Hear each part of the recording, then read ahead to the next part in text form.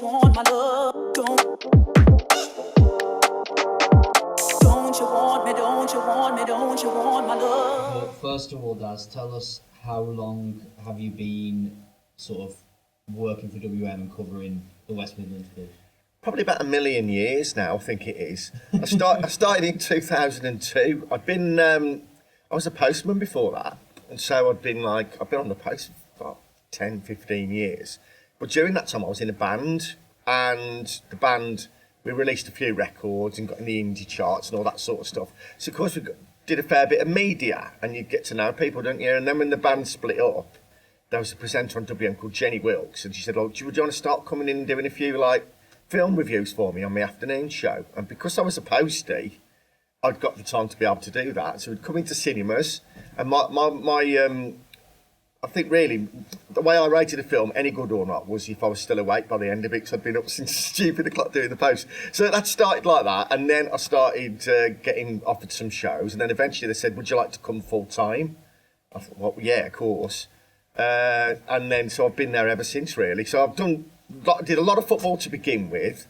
Then I got moved on to the breakfast show and the early show for I don't know how many years, 10 years. I'm only 23. Look at the bags under the eyes. But I was still doing football in amongst all that as well. And then during COVID, Paul Franks, the legendary Franksy, he was starting to wind down a little bit. And I said, well, do you want to start doing the Saturdays during COVID? And then, so I started on that. And then Franksy eventually decided that he'd had enough of just going up and down the motorway. He'd been doing it for about 30 years. So they asked me if would you rather carry on getting up at 2:30 in the morning, or would you rather come and just talk football full time? So let me think about that one. So I've been doing the football phone-in for 4 years, and then covering all the midweek football, then obviously the weekend football as well. And it's an absolute privilege to be able to do that. And we've got round here, so obviously we've all got our teams, and and obviously absolutely it's very tribal.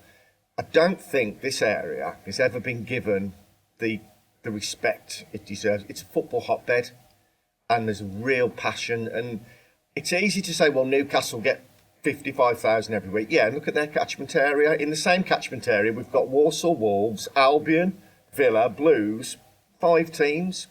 And the passion amongst the supporters is I mean, everyone's got the same sort of desire and passion, and I don't know, just it's your life, innit? It impacts on your mental health. It impacts on what mood you're in, how well your football team's doing. And the one thing I wanted to do when I took the phone in over was to make sure that, so I think there've been some accusations in the past, and I don't know whether it's fair or not, that Walsall didn't always get a fair crack of the whip or wasn't treated equally. And absolutely, to me, we support our football teams. Doesn't matter what colour strip they wear or how big your ground is. It's to us, every single fan, it's that, isn't it? So I've just tried to make sure that everyone, as much as I can, gets, is treated equally, because to me, everybody is, And when you do the phone, obviously, the majority of it is fans calling in, talking about the game that just happened, talking about that season. Yeah. But do you ever get fans talking about the history and their favourite players throughout? You do, yeah. And sometimes I like doing that. I think if you did it every night, it would become a little bit radio yesterday. But I have to remember that there's people of all ages listening. So as much as the ones who were going to, who were just, teenagers or 20s or 30s, we've got listeners now right at the other end of the spectrum as well. So sometimes I'm wary that if we're talking about 4-4-2, 3-5-1 and mentioning all the current players, there might be quite a few people listening who still want their team to win, but probably wouldn't be able to name 10 players in that team. Do you know what I mean? So you try, and it's a balancing act, really. And I think you get more chance to do that sometimes in the international break when it's a bit quieter, and you can start just to do a little bit more. We did something on the Pink last year, the Sports Argus and the Sporting Star, and asking people if they remember, where did they used to buy it from and which one did they have and all that. And the phones went absolutely berserk. So I do like to do a bit of nostalgia, but ultimately it's, the main core is what's happening now, isn't it? Because with 5 teams, there's always something happening. And normally in an international break, I think it's going to be quiet, and then someone sacks the manager, and so it all goes bad anyway. But so far, not this season. When you're doing those bits of nostalgia, which names regularly come up? when it comes to Walsall, I mean, it's helped now because like every night of the week on the phone we have like a legend anyway. So we have got about 15 or 16 that we still, you know, who come on regularly. And that for Walsall, that includes like David Kelly, Darren Rack, Jimmy Walker, who are absolutely, and Martin O'Connor as well, another one. So, and these are all cracking players. Over the years, well, Mick Kearns, the goalkeeper, I don't know if you remember Mick Kearns, the man with the hardest handshake in show business. And the goalkeeping coach for many years? Yes, indeed, yeah. And first time I shook his hand, it literally was like just somebody putting it in a vice and crushing it. A really a top man as well. But I mean, I remember when I was like at school, it was when Walsall were just doing the Milk Cup run, when they went to like Liverpool and they won Arsenal, didn't they, all the year before and that season as well. So some fabulous players from that time. And I think that's the thing, isn't it, that if you give everything to your club, then you can go back 5 years later, 10 years later, 20 years later, and you're a legend, you're a hero. People remember you. People want to talk about certain goals or certain saves or certain matches.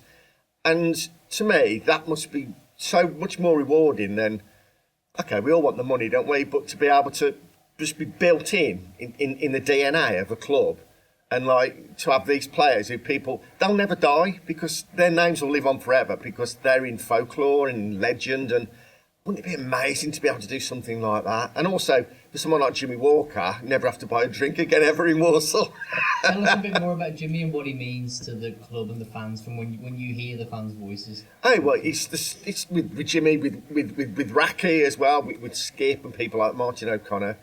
It's just part of their lives, yeah, really. But if you follow your team home and away, week in, week out, year in, year out, and the players who get the club, and I think that's the thing.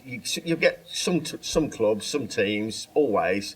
Some players come in, it's a job, fair enough. You know, they stop for a year or two, then they move on, and that's fine. That's football. But if you can get a certain player, I mean, Wacker, of course, went away, and then he came back again. He had his little time. You know, it wasn't a little time. He had his time at West Ham and Tottenham, but he still came back to Walsall. And I think there's something about there's a few of our clubs like this, but Warsall's definitely one of those. And I know this because I'm down there every week for the training ground and stuff. It's a club that, I don't know why, but it gets in your blood.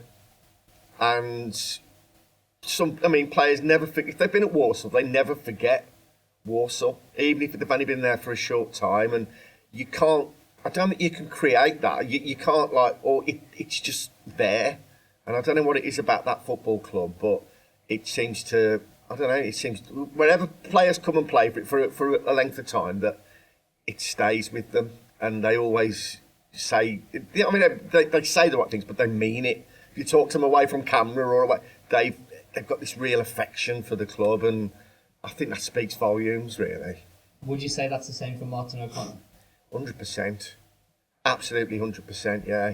What's Martin O'Connor's connection like with the club, would you say, in the fans? Well, again, because obviously he captained Walsall and he captained Birmingham, so he's got a foot in either camp, really. But I think with him, was obviously a wonderful footballer, but he also wore his heart on his sleeve a little bit, didn't he, as well? And there's something with Martin, and we've mentioned David Kelly as well, and a little bit as well, and some of the current players, they get it more because they're local, because they're from round here, and they understand what the football club means. And with Martin O'Connor, spent many a time in the fifth nightclub in Walsall after casting. He gets the club, he gets what it means.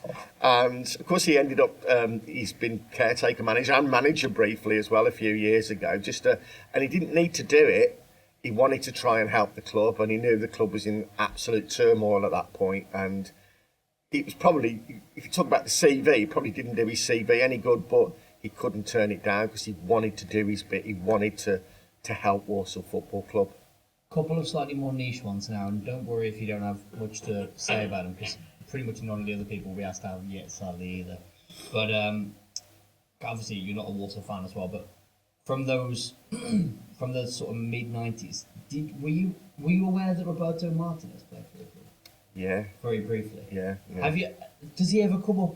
Does anyone ever mention, especially the ones who maybe played with him? So I guess Martin might have played with him. Yeah. Well, funnily enough, although he didn't play with him at Walsall, David Kelly is good friends with Roberto Martinez, because as well as being at Walsall, he also was at Motherwell with him, and they used to go for a coffee with him every day.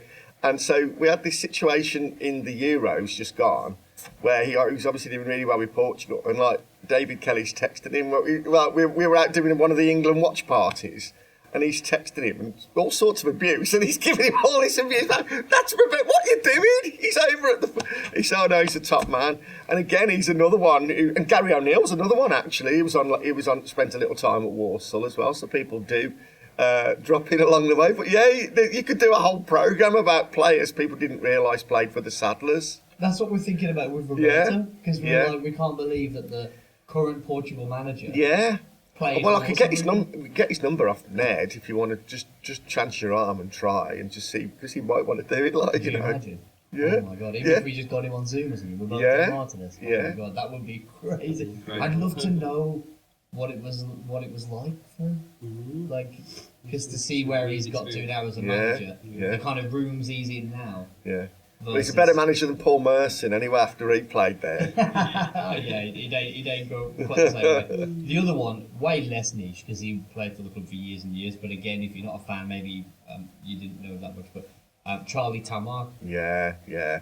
Does he ever come up on the phone? Yeah, again, from time to time he does. Doesn't his son play now as well? I believe. Yeah. He was playing in Canada. But he was one of those like cult heroes, wasn't he? And there's quite a few of them around about that time as well. And I suppose Taylor Allen's he's got the same sort of thing going on now, hasn't he? Where he's the fans have really taken him to the heart. But Charlie, yeah, he was just one of those who. How long was he there for? 2 or 3 years? Yeah, maybe even more. Yeah. 5 or 6. Yeah. And he would have played in the midfield with Martin O'Connor. For example. Yeah. Sure. But he was again, I suppose, because his journey and where he come from was just so unusual, And then, but had some fantastic players when you start thinking about like Roger Bolly and Jeff Perron and people like that.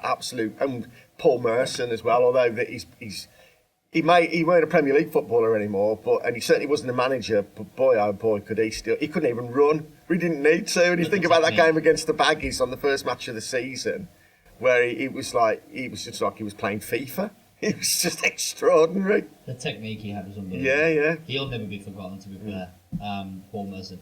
But what was it? Oh, I've lost my train of thought now, because there was someone when you talked about Bolly and Perron. Yeah. There was that season where we had like 4. This is just before our time. We started in the kind of Ray Graydon. 98, 99. Oh, wow, yeah. Which we'll definitely come on to. But there was that, I think it was 95, 96 or 96, 97, where they had 4 French players. Ronaldo, was he? He was Spanish, he was a bit later, I think. But when you were looking from the side, I wondered, one thing that we're kind of exploring is, it seems like in the past there were a lot more international players. You used to have loads of French, Spanish, Icelandic. And nowadays, you've got your internationals, but they're mostly British lads who are playing for teams from the Caribbean and stuff.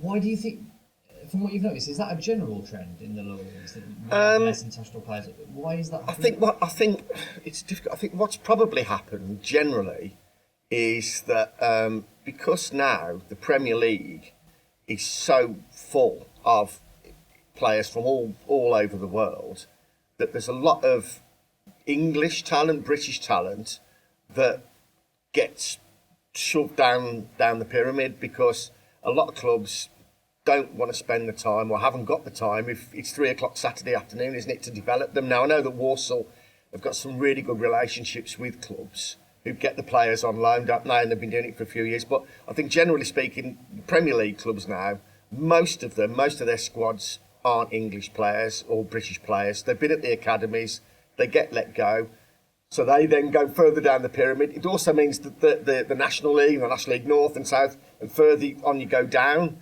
Milan Lalkovic is playing for Rushall Olympic at the moment. Is it Rushall or Tamworth? Rushall Olympic? No, I think he might be at Rushall Olympic. Rushall Olympic. With Sam Bantam? Yeah, so it just goes to show that I think they all get squeezed down, which makes the whole pyramid a lot stronger. But Bolly and Perron were just, that goal from Bolly at Manchester United was just ridiculous, wasn't it? And again, I think Perron was at Portsmouth, an absolute cult hero there as well. So, and again, as fans, you just, yes, we want to win. Yes, our Saturday night's not happy if we've got beat, but you remember those sort of players, the ones with the real talent, don't you? And they're the ones, even if maybe they weren't the complete player, because perhaps they wouldn't do the tracking back or they wouldn't do the dirty side of the game, they had something about them, didn't they? But the flair, yeah. Oh yeah, It's fabulous in it, yeah. What about, let's move on to one of the biggest legends of the past that, obviously, again, way before our time, but when you're speaking to the older generation of fans, you must hear the name Alan Buckley a lot. Yeah, I remember Alan Buckley very well. I mean, I think he managed Walsall and Grimsby about 58 times between them, didn't he? But I remember him as a player, and he was obviously back at Fellows Park then, and he was the archetypal fox in the box. He was just a fantastic goal scorer. And again, that's probably the first Walsall team I really remember with him in the likes of that. And then I think he went to Albion. Was it Albion or Blues? Blues briefly. He had a brief spell at Blues and he did okay, but it didn't quite work out for him. And then he went back to Walsall and just carried on scoring loads and loads of goals again. And of course, he did manage Walsall a few times, managed Albion as well. Player manager as well. Yeah. But he was just. By all accounts, those players who played with him or worked with him, you say he's no nonsense. I don't think he did social pleasantries particularly.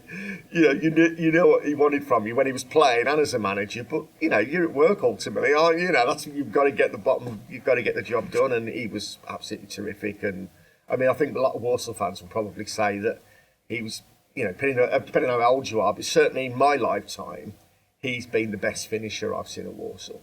He's I think just he's absolute natural. natural. Yeah, 100%. What a player. Speaking about people who weren't really in for the social pleasantries, from what I've read in the books I've read, Chris Nichols apparently very frosty, but an unbelievable legend of the club again.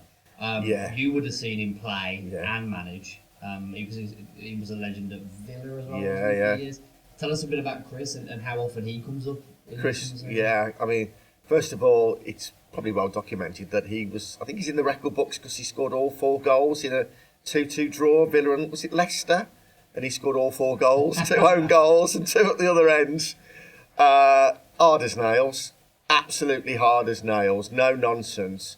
But there's quite a few stories from players, when they've played with him and they've done stuff wrong and they've had I think he invented the hairdryer treatment, never mind Sir Alex Ferguson. But he also managed to get the best out of people. I think it was like no hats, no beards, Ray Graydon was the same. You representing the club at all time and you had to look the part.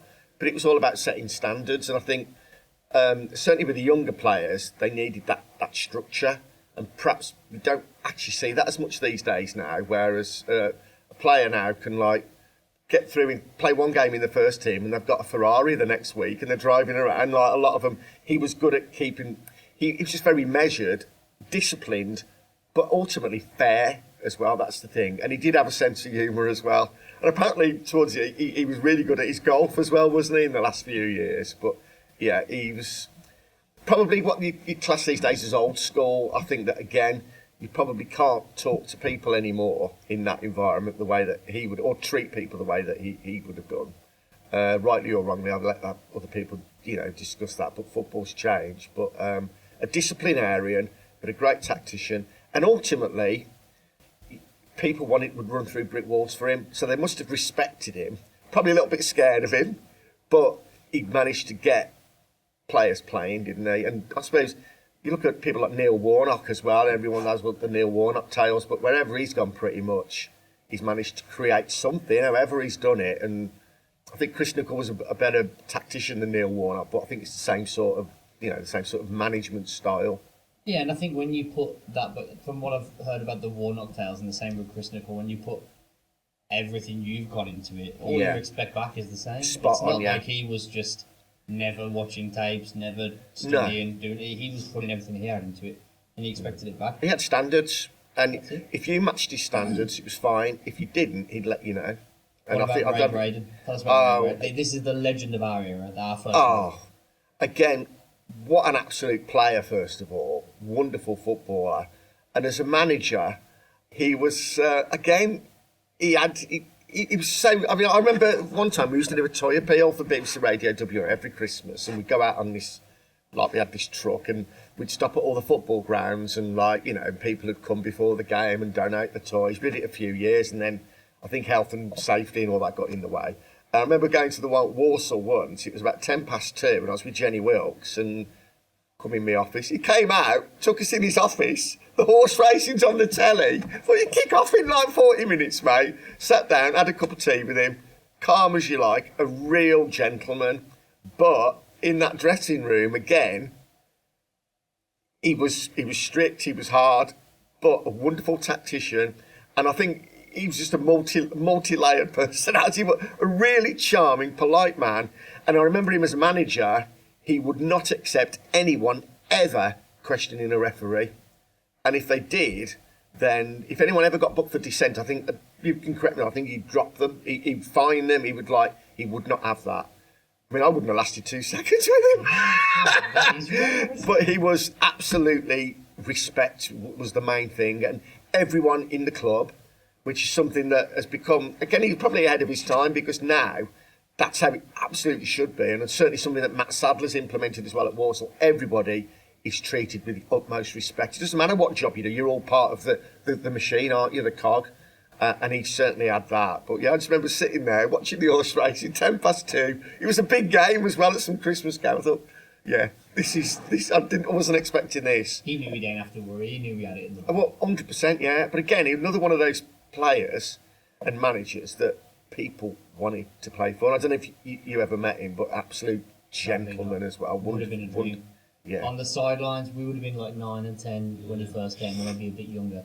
And on the sidelines, he was the hero. And one of the biggest heroes on the pitch was Georgie Later. Yeah, what a You player. must hear that name. Oh, what a player! What a player! And again, it's, you know, we were talking before about how a football club, Walsall Football Club, stays in the blood, and again, he's always kept this rapport with the club. I think he's been over to play in a couple of like testimonials and things like this as well. But again, when I was saying earlier about Alan Buckley was one of the best finishers, if not, he's right up there as well. George Lato, wasn't he? Had that little bit of extra flair, but he was just one of those players, isn't he? That I think with a lot of them make the goals look simple.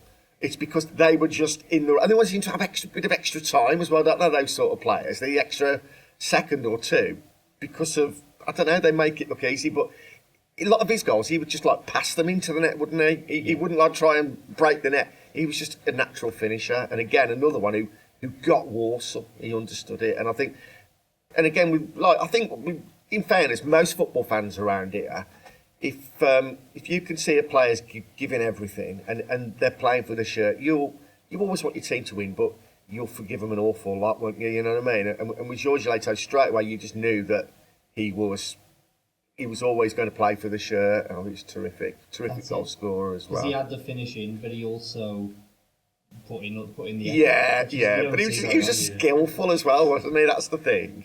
He was amazing. Yeah. Let's move a bit more to today now and talk a little bit about this season, because we're probably going to do a video on our imminent promotion. Obviously, come the end of the season, we'll probably want to catalogue this wonderful campaign where we're definitely going up automatically, there's no doubt about it. Coming into this season, you've got your finger on the pulse with the fans because you're the one listening to them every week. Do you think there was any idea of us being anywhere near this good going into the season? Maybe with some. I think the jury was very much out with Matt Sadler, but from the outside looking in, this is the 6th season in League Two, and the previous 5 seasons, give or take, it had been sack the manager in the summer, move out pretty much the entire playing staff, bring another playing staff in, get to 12 matches, and we'd all say, well, they need time to gel because it's a brand new squad. And then you'd leave your playing catch up, and then things start to fragment a little bit, sack the manager, get rid of all the players, rinse and repeat, so on and so forth. And the cycle needed breaking. And when Matt came in, I think it's easy to forget that it was his first season last season as a manager. Again, talking about people who understand Walsall Football Club and the DNA of Walsall Football Club, he absolutely does. And for me, he brought a calmness to the club. And he kept saying, and I think to the point where he actually got on people's nerves a little bit, he kept talking about building, he kept talking about stability, and you were losing football matches and people thinking, never mind that, we need to win this one. And I think he got to the point last season, just before the Notts County match, where he was on really thin ice. Ben Boycott had come over and he said, I'm going to be over here for the next few weeks. And I did an interview with him and he said, results need to improve and need to improve quickly. And then you won at Notts County, he had another good run. But by then, Matt Sadler had already I think he'd already earmarked which players he wanted to build around. And if you remember, the club, backed by Trivella, started giving out longer contracts to the core players. Certain players, all of a sudden, I think there was 5 or 6 of them in the end, who all ended up signing longer term contracts. And he thought, and that, obviously, I know that it tailed off again towards the end of the season, but he knew the ones he could trust, and it was going to be the core and the nucleus. If you remember, 2 years ago, Danny Johnson had got recalled by Mansfield out of spite, and no other reason. It happened again with Freddie Draper, so you were always up against it 12 months ago. So this time, he's coming to this season, he knew what to expect. A large core of that group knew what to expect. We talked about local players, the squad, because this squad hasn't been put together by accident, the recruitment, and I think Richard O'Kelly coming in has played a big part in this as well. So there's local players who get the club, there's young and hungry players, there's some really good loan players, obviously we know who they are, and then some non-league players who, and again, when you say, we're signing Fylde's fullback, it's like, we're doing it on the cheap again. No. The scouting network, the recruitment's been spot on, and you people like Barrett, Jellis, who was always brought, I think they knew Isaac Hutchinson was going at Christmas, they knew, so they brought Jellis in. It took him a while to get used to the full-time rigours of training. Every day it was part-time at Tamworth, and he picked up a couple of injuries, gets his pre-season out of the way, what a player he is now. Harry Williams, likewise, another local lad, another non-league player. So there's this real mix now. I think it's one of, if not the average age of the squad is either the youngest or the second youngest in League Two. But it's littered in with some really, really good senior pros, like Uncle Albert, like Jamil Matt, like Donovan Daniels. And so this is no accident that the players knew what to expect this time. The away form last season was terrible. You'd give the opposition a goal start in the first 10 minutes most weeks, and he kept one clean sheet. Well, where we are sitting today, what's it, the 9th of December, only 5 goals conceded all season away from home, and I think 5 or 6 clean sheets. So the away form's solid. The home form has been really good over the last 18 months, 2 years anyway. And the fact that this connection's been built in with the supporters now, and you do get away managers now saying, "Oh, the crowd got that one," and it's not a very nice place to go now because he's engaged the crowd, and so it all feels like it's all set up. And what I would say as well, so I go down there most Thursdays for the pre-match press conference, and not every week, but most weeks. There's a genuine togetherness there, and it's been there a long time, to the point where the players, they're not just work colleagues, they're friends. And when training's finished, most of them stay. They're playing darts, they're playing cards, they just hang out together because they're friends. Some of them, I think, live in lodgings together and the like. So they've got each other's backs. But this, as I say, this hasn't just happened. This has been created, and this connection with the supporters has been created. And again, now it doesn't feel like, I think for so long it felt like them and us. We're the fans. They don't. Now you can feel this real bond between the players, the staff, and the supporters, and I think that's something really special. And I will be amazed if you don't go up this season, because you look at that squad, you look at that bench now. That bench walks into any other team in League Two, and so he's got real options now. And of course you've got Farquharson and Josh Gordon to come back in the new year. And I think we'll see in January. I think if you said to Matt Sadler now, you won't bring anyone in, but you won't lose anyone, I think he said, okay, that'll do me. I'll have that now. I know there's all the worries about Nathan Lowe and other players, but if you could just keep the squad you got now and the togetherness there now, then providing you don't get some sort of mass injury pile up or whatever, I think it's going to be a season to remember. The strength in depth is there now. Massively. Bench is ridiculous. Amazing, yeah. And the other thing is as well, even if Lowe goes, I think we'll be fine. Yeah. Well, I mean, look at all the options. But again, with him, he said, because he reminds me a bit of David Kelly actually, and the hunger he's got. He just wants to get better and better. But the interesting thing was that he said to us, I don't know whether this was on interview or not, but he'd said how he likes watching the senior players and learning from them. But someone like Danny Johnson, for instance, has been really generous with him. He says, "Now, I'm keeping him out of the team, and yet he's still showing me little runs to make and little things to do." And you think that is a real togetherness, that everyone's in it together. Although You we can did, see it in DJ's sort Yeah. of demeanour, I think. Yeah. Not to say that it was He has negative changed. before, but it's so positive now. When he comes onto the pitch, even if he only Yeah. plays 10 minutes here and there, the legs, the Yeah. energy, I feel like he's buying in now more than he was before. I think he's That's doing it. yoga, isn't he now, or something? Because obviously he was really poorly in the summer, and he actually did say to WM, he said, like, I'm going to paraphrase it, but, you know, I had my arse in my hand a little bit with Matt Sadler because he wasn't playing me, but it's because he was telling me I couldn't do what he needed me to do with the pressing. He says, and he was right, but I can now. So he's biding his time. But again, to have someone like that to bring on, you know, Half the time we've got him and a Doma to bring off the bench. it's insane, isn't it? Really. So And like you said, in defence, I mean, if you lose one of your centre backs, you've got McKenty, who's a really good keeper, Yeah, Donovan Parson, Daniels, yeah. Daniels. It's unbelievable. Really, yeah. the So, strength in but there. again, it's been, and you got to credit Trivella as well, because they could easily have panicked last Christmas. And I say they were very close to pressing the button, I think, but you got through that. But they just saw enough to think, no. And Matt all along has been, we need to build, we need to be consistent, we need to stop all the boom and bust. And it takes time, and you can see now that it's beginning to bear fruits. And he's learnt as well, because a lot of the players hadn't been to Wimbledon away before. Until, you know, and look what happens if you actually contrast the two games and performances within 4 months of each other.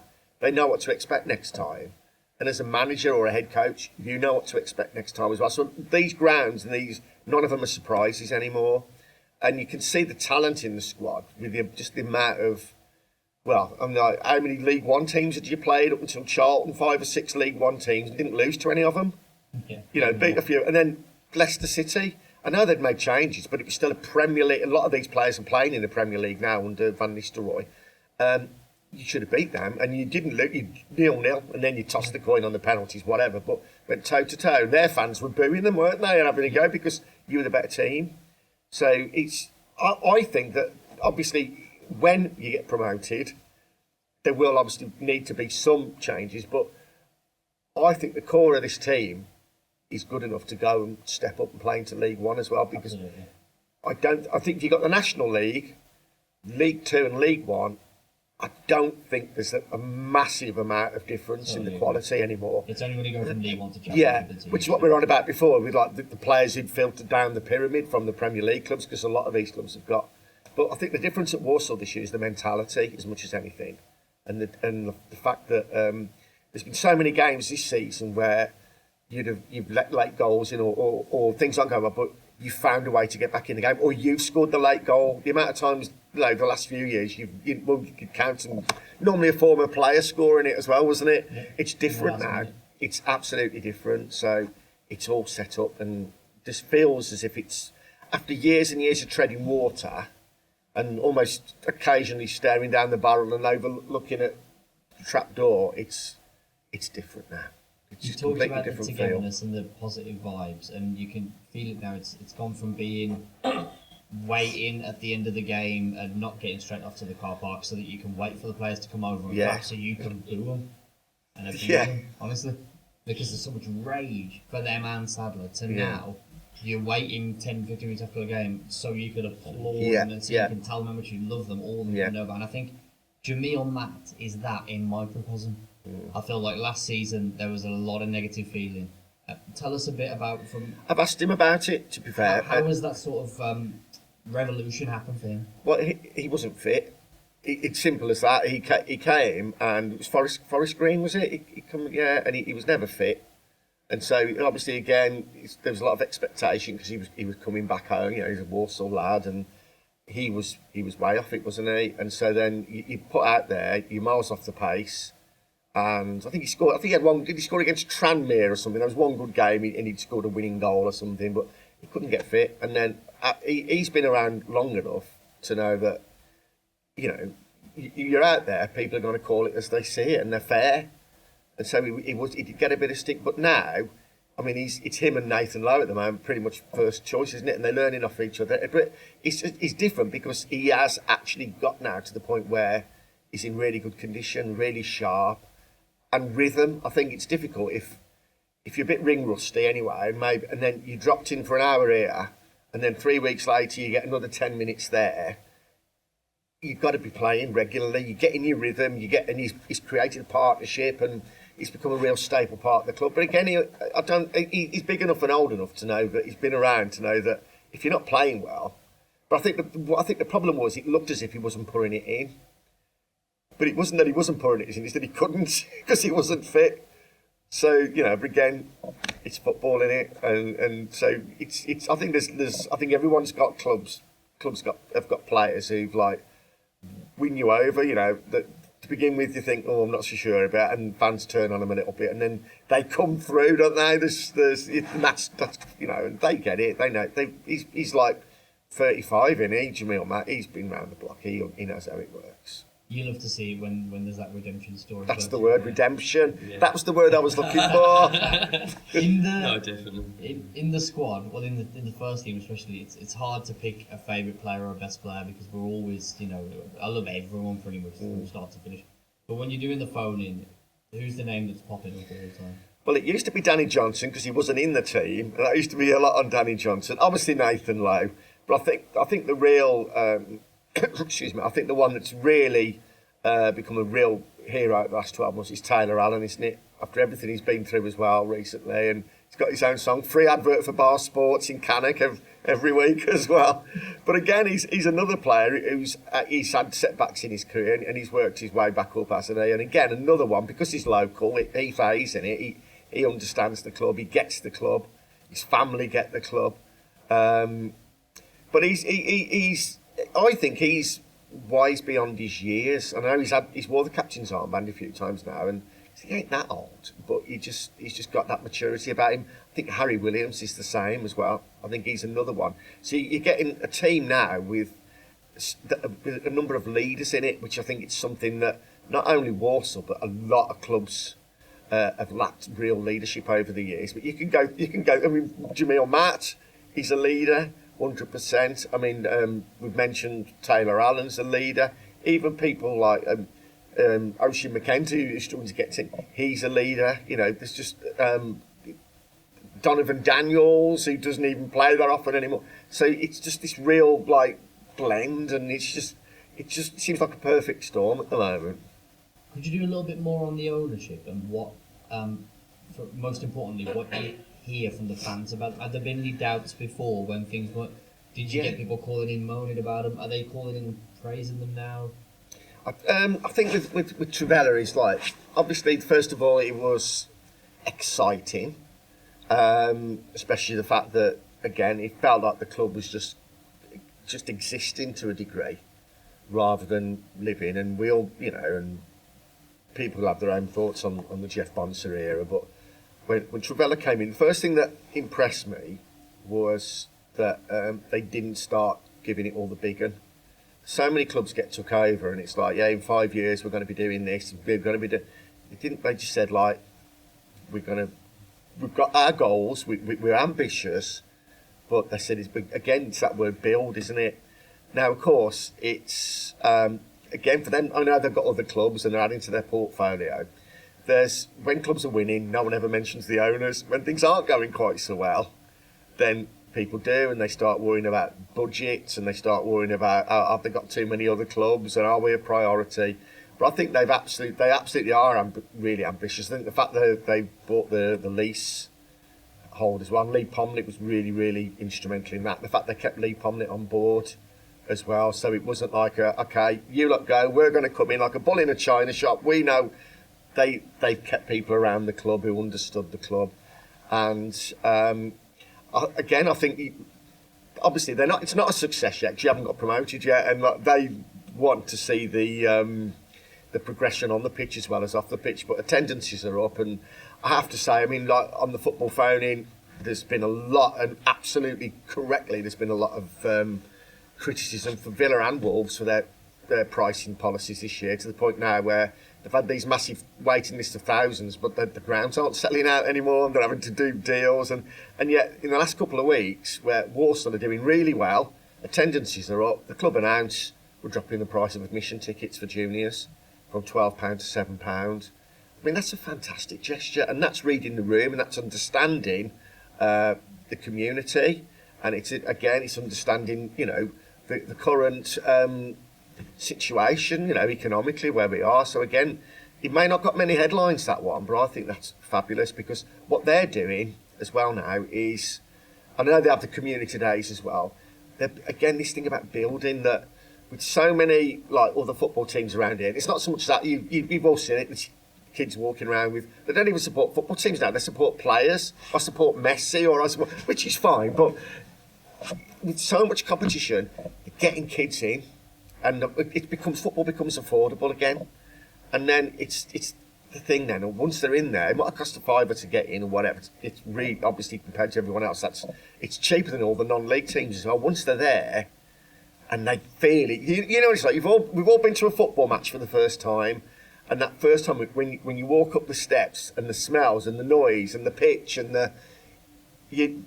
most of us then you were hooked, aren't we? And that's it. And to have that moment with these kids, even if they do at the moment support Man United or Man City or whatever, to get them there and to get them in the ground and to feel football, you can't. And I've had my wife teaches. English to foreign language students. She's never managed to teach me English, but quite a few of them are from China, whatever, and they go and buy tickets. And one of them went to a game and said, I couldn't understand where there was no commentator, because they'd never watched football. There'd always been a commentator. It's stuff like that, isn't it? So to get people in the ground, but Walsall are doing that, and that's the thing. And then once you've got them, and even when they give away the tickets to the community free, it's great, because the seat, even if it's free or if it's £5, you come along and then it's like, oh, can we go in the club shop? Or can we buy a programme? Or can we go and get a legendary Balti pie? So there's that, but also it's the long term, it's the emotional investment. And once you've got the emotional investment, it's the next generation and the generation after that. And a lot of these clubs around here are in danger of losing that, because they might be all right now with tourists coming. They won't be getting many tourists coming on a Tuesday night playing Barnsley in the Championship in February, will they? And that's the difference. And then by then, those supporters have either gone off to something else or just fallen out of love with football, or gone to watch Walsall, took the kids to watch Walsall or a non-league team, and you've lost them. And that's very short-sighted, whereas Walsall have actually got, like, for me, Trivella and the staff, they're playing the long game. And that's... Again, it feels as if the club, after so many years of, as I said, just existing, it's got a purpose now, and as fans, you want ambition. You've got ambition. You want your owners to have ambition. It doesn't mean you're going to reach that ambition or fulfil it, but you at least want them to have the same sort. You want them to dream like you're dreaming, and you don't want to put the club into financial ruin or anything, but you want them to be able to have this vision as well, and to feel like you're going somewhere rather than just turning up every other week and there we go, watch that, we'll go home. And going out of duty almost, because we've all done that when you go out of routine. You're not enjoying it, you just feel like, oh, I'll go. You know, but that's gone now. There's a real buzz around Walsall now, and a real everybody's excited to go to. Yeah, and that's, you bottle that, because when you get to like that, it's wonderful, isn't it? Yeah. Last thing before we finish, and have a little break before our next. Who you got next? Got Darren Fellows. Have ya? Yeah. Is he coming in a bit? Yeah. He'll be downstairs in 10 minutes. Oh, right, great. But before we finish, here we stand on the eve of Christmas. Are we going up? Yes, absolutely yes. It's the best Walsall team for years, in my opinion, the best squad for years. The club's got momentum, it's got the spirit. If you ask anyone who goes down there, it feels right. Now, I said there could be an injury crisis, there could be, who knows, with the old crystal ball, but results, winning at Port Vale was great. For me, it's the dirty, horrible 1-0s at Wimbledon the week before. That's where your promotions are won. And these, even like the home game with Bromley, when you score a last minute equaliser, whatever, that point at the end of the season could make all the difference. But if you look at it, and I know obviously it might be dated by the time I say this, but we're all looking at the top of the table. You're 6 points clear of fourth. 6 points.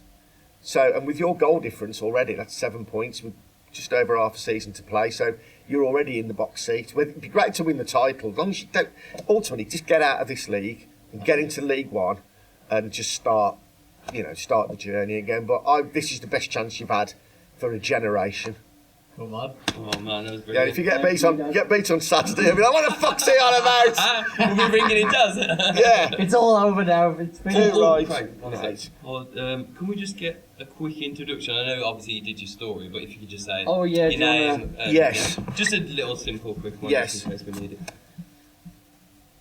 Hello, my name's Katie Price, and welcome to my OnlyFans site. My name's Daz Hale, and I'm a sports presenter.